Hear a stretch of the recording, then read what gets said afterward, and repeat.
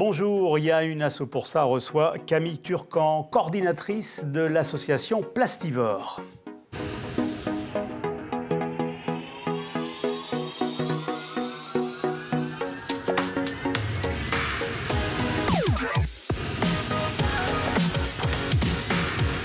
Préserver la planète passe par la lutte contre la prolifération du plastique. Les chiffres parlent d'eux-mêmes. Chaque année, plus de 460 millions de tonnes de plastique sont produites dans le monde. 70% sont à un usage unique.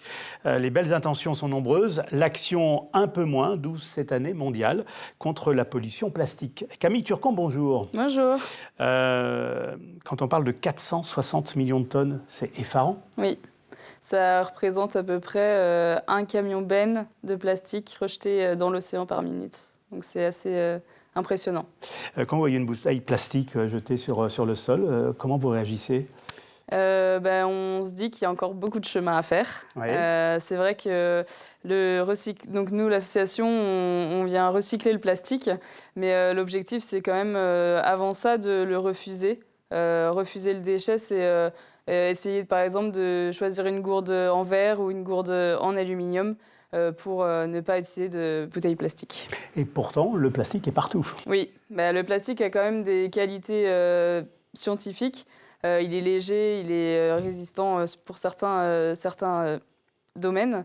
Mais c'est vrai que pour les objets et les usages uniques, ça pose problème. Est-ce que vous pensez que la sensibilisation, justement, est au rendez-vous aujourd'hui ?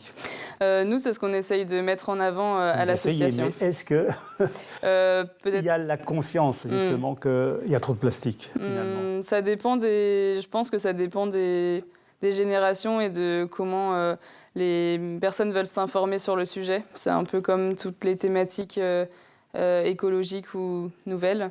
C'est vrai que on remarque quand même que les jeunes générations ont beaucoup plus de sensibilité à ces sujets-là. Il y a des générations qui sont nées avec le plastique. C'est ça. Les quarantenaires, 50 ?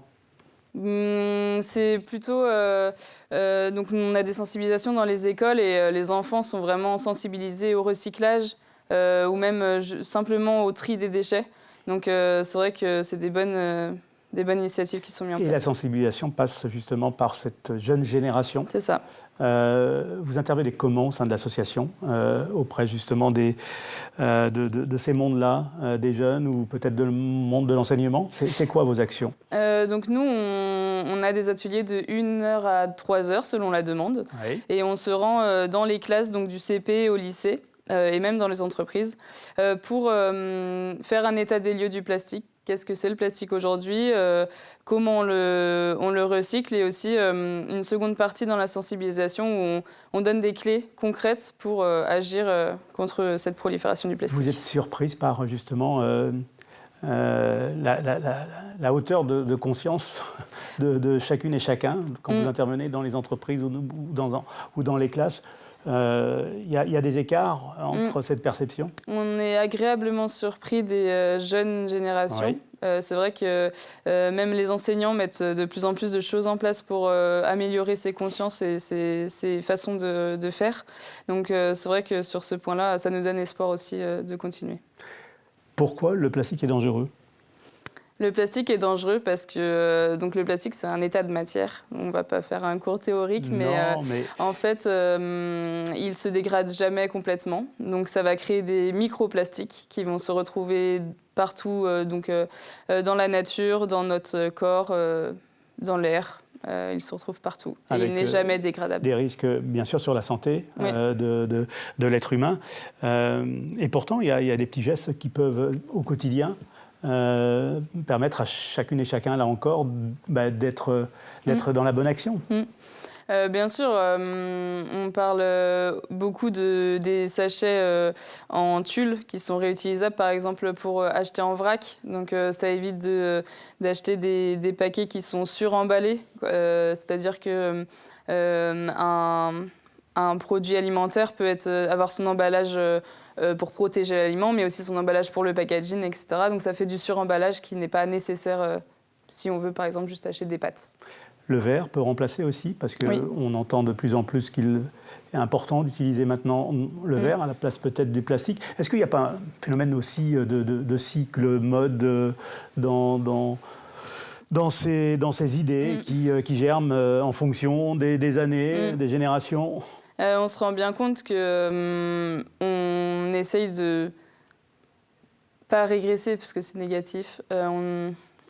De modifier un petit peu les habitudes? Oui, de modifier les habitudes pour que, par exemple, il y a 50 ans, on faisait nos yaourts nous-mêmes dans nos pots en verre. Et c'est vrai que c'est des usages qui ont été remplacés par facilité, voilà. Mais c'est vrai qu'on y pense aussi. Est-ce que la France est un bon élève par rapport à d'autres pays européens? Je pense que je ne peux pas avoir la réponse, je ne sais pas. Un département comme celui de la Vendée qui accueille des milliers de touristes, des millions de touristes, donc beaucoup de plastique, je suppose. Là aussi, comment vous intervenez, si vous intervenez auprès de ces populations-là ou des professionnels qui accueillent? Par exemple, on a été invité par le Hellfest en juin dernier pour recycler leurs gobelets cassés de l'édition 2024. Et donc c'est vrai que c'était un événement, donc on a animé un stand pendant 5 jours et c'est un événement qui a permis de discuter, d'échanger sur ce sujet avec énormément de personnes. Et donc c'est là où on essaye de toucher un maximum, dans des événements, d'essayer de toucher un maximum de personnes. Les questions qui reviennent le plus souvent, ce sont lesquelles? C'est comment vous faites pour recycler le plastique. Et souvent, on n'a pas tant de questions, c'est plus un « waouh, ça existe ». Enfin, on peut recycler le plastique et...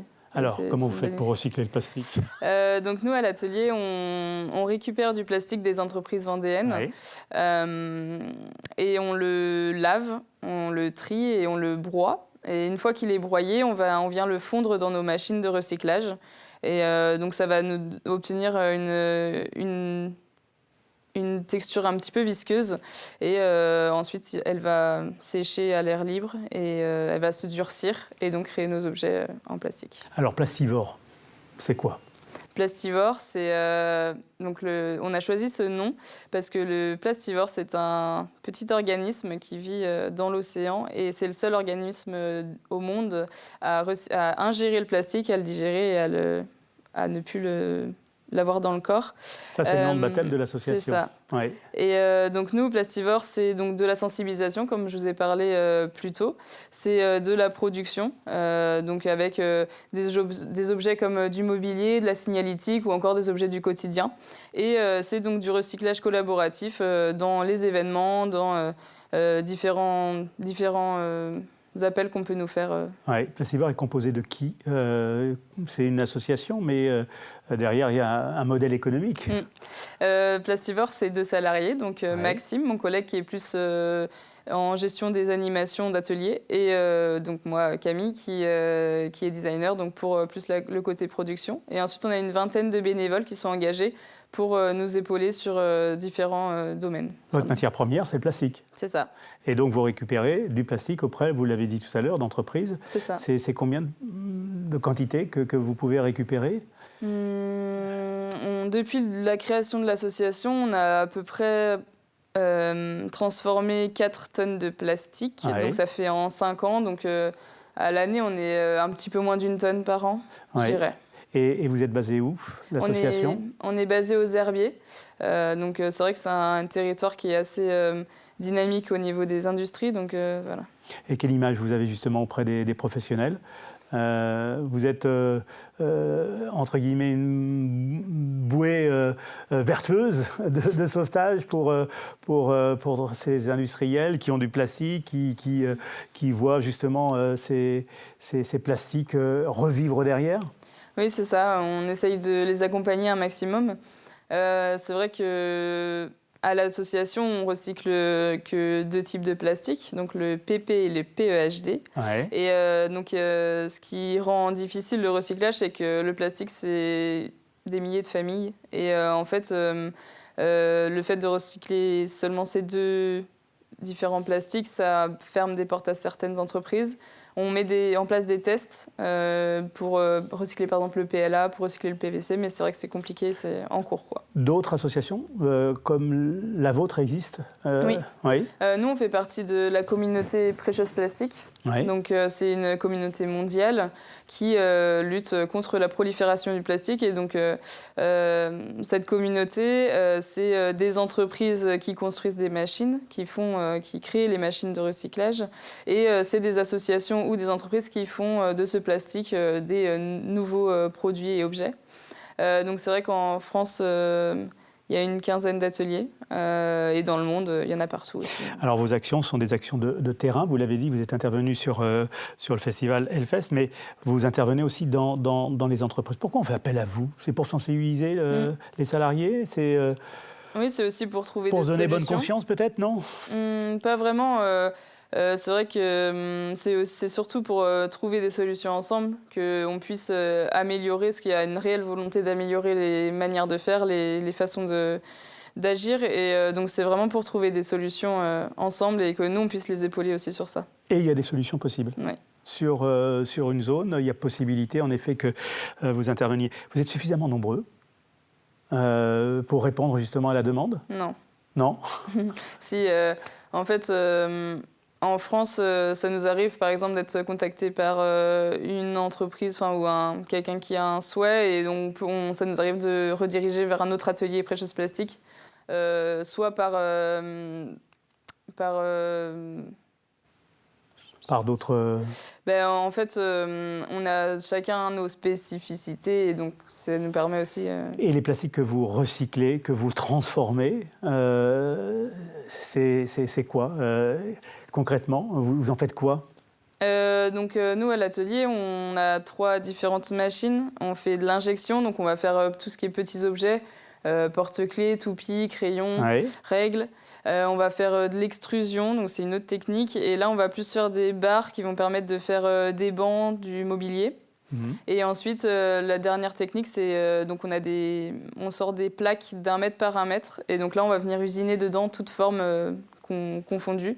Et donc, on peut faire à partir de ça des trophées, on peut faire du mobilier, on peut faire des supports de téléphone, des supports ordinateurs, la signalétique. Les possibilités sont infinies. Merci Camille Turcan. Je suppose que pour vous contacter, il y a tout ce qu'il faut sur les réseaux sociaux, Internet. Merci en tous les cas d'avoir accepté cette invitation.